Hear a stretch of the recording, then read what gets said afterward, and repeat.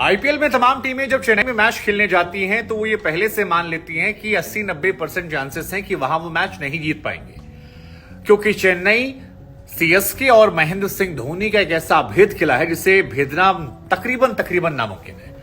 लेकिन संजू सैमसन की अगुवाई वाली टीम ने जब इस किले को भेद दिया, आखिरी गेंद पर धोनी के सामने 3 रनों से जीत दर्ज कर ली, तो हमें लगा कि इस रोमांचक मुकाबले के 5 ऐसे लम्हों का जिक्र करते हैं जो आपको रोमांचित कर देंगे, रोंगटे खड़े कर देंगे और मैच की पूरी कहानी जो है एक बार फिर से याद दिला। तो सबसे बड़ा और पहला जो मूवमेंट था वो था महेंद्र सिंह धोनी को लेकर। धोनी जो चेन्नई में अपना 200वां मैच एज अ कैप्टन खेल रहे थे और एक कप्तान के तौर पर 200 मैच खेलना, एक ही टीम से खेलना, ये बहुत बड़ा और ऐतिहासिक लम्हा था। धोनी दादा आजम के जमाने से यानी आईपीएल की शुरुआत से ही लगातार सीएसके कप्तान हैं और उन खिलाड़ियों में हैं जो एक ही टीम के साथ बने रहे। लेकिन धोनी के बारे में क्या आप जानते हैं? 140 मैच वो जीत चुके हैं, 3 बार आईपीएल की ट्रॉफी वो जीत चुके हैं और सबसे ज्यादा बार फाइनल या क्वालिफायर्स में पहुंचने वाली उनकी टीम है। कल भी धोनी ने बहुत अच्छी बल्लेबाजी की, 17 गेंदों पर 32 रन ठोक दिए, 3 छक्के मारे थे।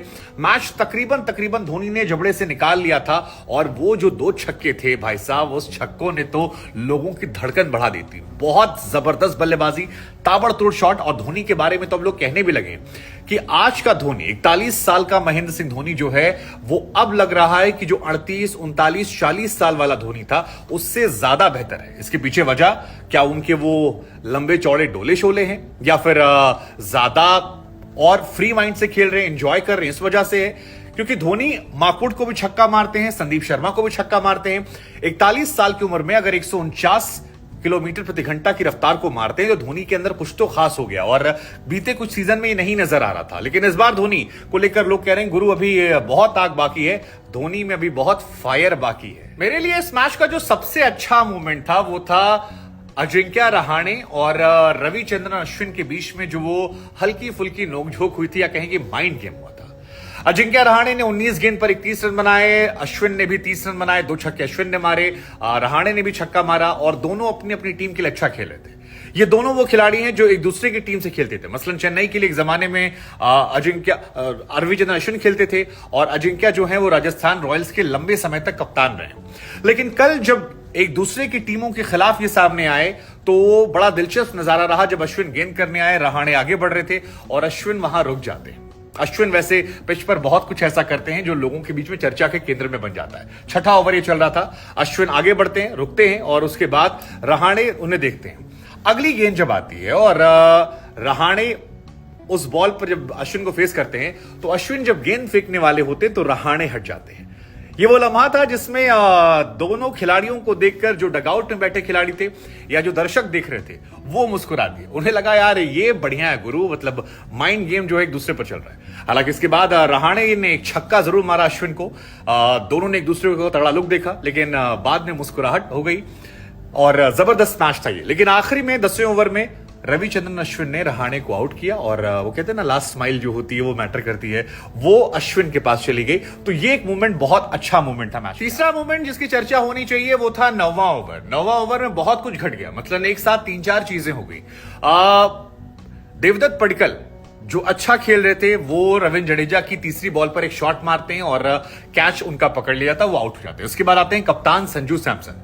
वो संजू सैमसन जिनके बारे में लगातार लोग कह रहे हैं कि टीम इंडिया में इन्हें होना चाहिए, लेकिन सर जडेजा की पहली गेंद जो है वो जाकर सीधे संजू सैमसन के स्टंप पे लगती है और डंडा जो है वो गिर जाता है।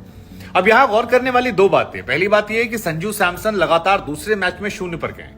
ये काफी अनफॉर्चुनेट है राजस्थान रॉयल्स के लिए, क्योंकि राजस्थान रॉयल्स जो है वो बहुत हद तक डिपेंडेंट है अपने ऊपर टॉप 3 में। यशस्वी चले नहीं कल, बटलर जो है 50 मारे लेकिन गलत टाइम पर आउट हो गए और संजू सैमसन जो है वो 0 पर गए।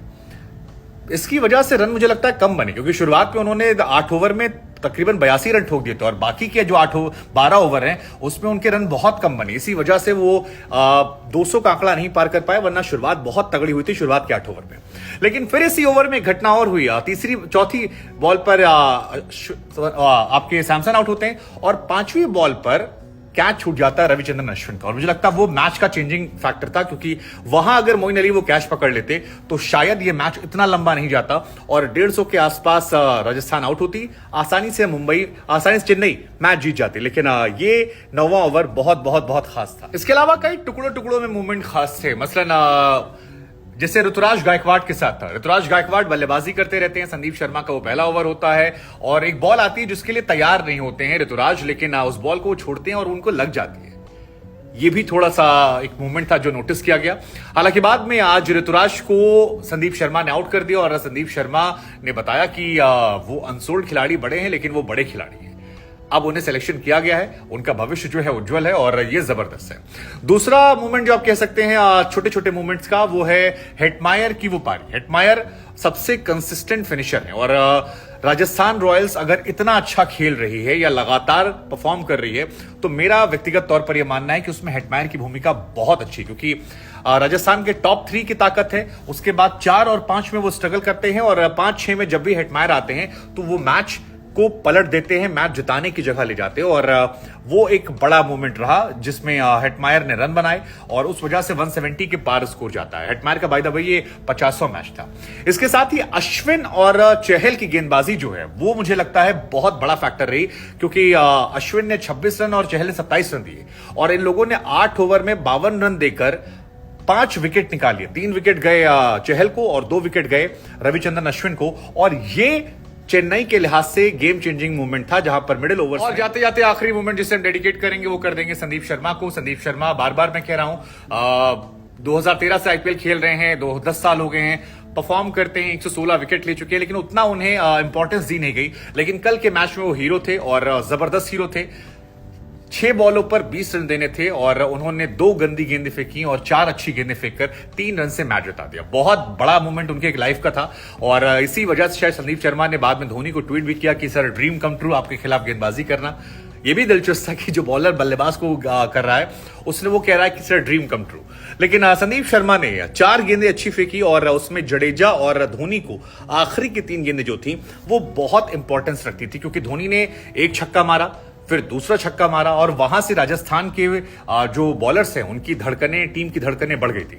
संजू सैमसन ही पोस्ट मैच कह रहे थे कि यार धोनी के खिलाफ हमने खूब सारे स्टैट्स निकाले थे, खूब सारे रिसर्च की थी, लेकिन जब मैदान पर धोनी के खिलाफ आप खेलते हैं तो सारे स्टैट्स, सारे रिसर्च जो है वो बेकार हो जाती है, क्योंकि Dhoni on the ground improvise करते हैं। और धोनी ने भी कहा कि मैं इंतजार करता हूं बॉलर की गलती का, लेकिन संदीप ने आखिर में गेंदबाजी बहुत अच्छी की, जडेजा से गेंद दूर रखी और मेरे खिलाफ जो टप्पा था वो बहुत अच्छा था, जिस वजह से वो हेलीकॉप्टर शॉट नहीं लगा और बहुत सारे लोग मायूस हो गए। लेकिन मायूस लोग धोनी की बल्लेबाजी देखकर नहीं हुए, उसने एक्साइटमेंट बढ़ा दिया और ये माना है कि आगे आने वाले मैचेस में ये और अच्छे देखने को मिलेगा।